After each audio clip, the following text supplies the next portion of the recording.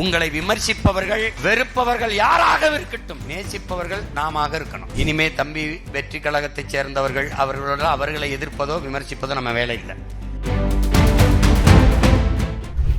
நீங்க எல்லாருக்கும் நல்லவனா இருக்கணும்னு நினைச்சீங்கன்னா நீங்க எவனுக்கும் நல்லவனா இருக்க முடியாது.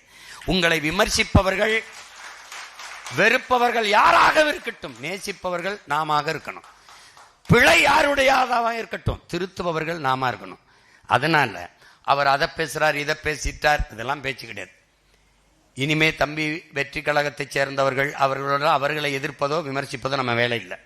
நம்ம கேட்கிற கேள்விகளுக்கு அவர்களுக்கிட்ட பதில் இல்லை.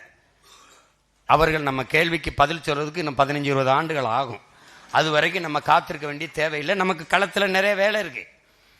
இது அண்ணன் கட்சி, அது தம்பி கட்சி, அது அவர் பாடு அவர் பார்த்துக்கணும். இது நம்ம வேலையே. நீங்க நான் உங்களை சரியாக கற்பிக்கவில்லை வழிநடத்தவில்லை என்ற குற்றச்சாட்டை கொண்டு வரக்கூடாது.